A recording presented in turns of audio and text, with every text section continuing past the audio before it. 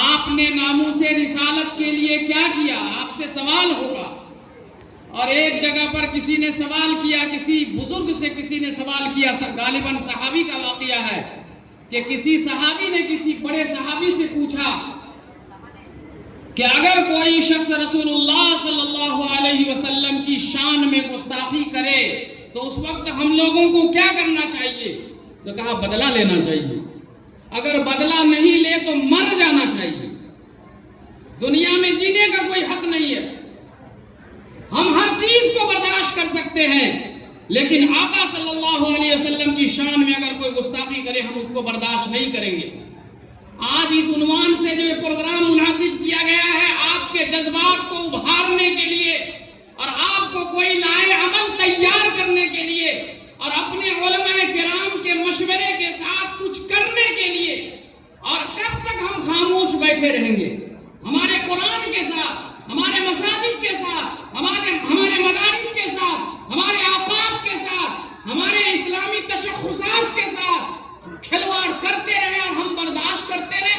جو قانونی کارروائی ہے، دستوری کارروائی ہے اور جو آئین ہند کے مطابق ہم لوگوں کو کام جو کرنا چاہیے اس میں کرنا چاہیے۔ خاموش بیٹھے رہنے سے کچھ نہیں ہونے والا ہے، اور جب تک ہم خاموش بیٹھے رہیں گے تب تک اسی طریقے سے لوگ ہماری شریعت پر، ہمارے سنت پر اور ہمارے قرآن پر، ہمارے مدارس پر، ہمارے مکاتب پر، ہمارے دینی درسگاہ پر، ہمارے خانقاہوں پر، ہمارے اوقاف پر، ہمارے تشخصات پر، ہمارے شعائر پر یہ حملہ آور ہوتے رہیں گے جب تک ہم خاموش رہیں گے۔ میرے بزرگوں، خاموش ہم کو نہیں رہنا ہے۔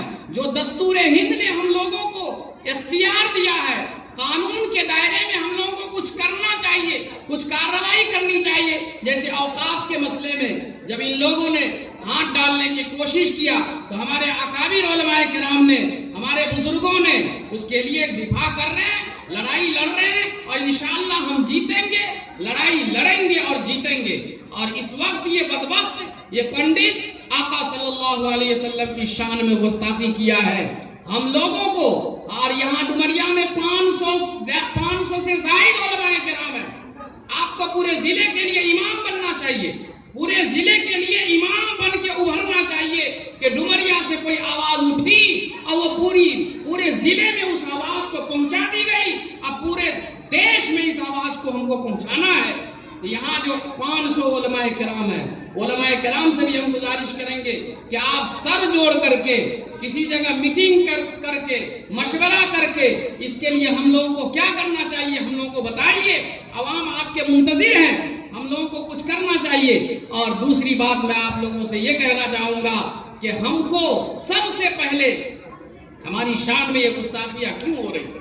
آقا صلی اللہ علیہ وسلم کے شان میں لوگ گستاخی کرنے کی جرأت اور ہمت کیسے کر رہے ہیں؟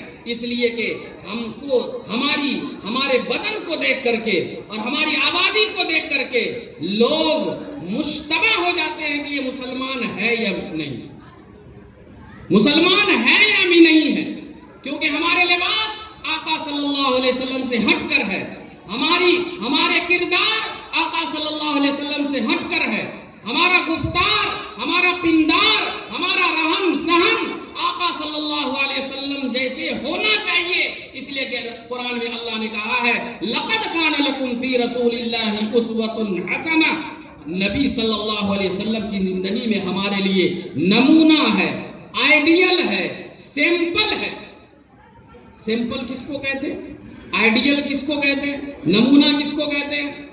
جیسے ٹیلر ماسٹر کے پاس ہم لوگ کپڑا دیتے ہیں سلنے کے لیے، کپڑا سلنے کے لیے دیتے ہیں تو کسی کے پاس کوئی ٹیلر ماسٹر کے پاس جاتا ہے، اس کو ناپی دے دیتا ہے کھڑے ہو کر کے، یہاں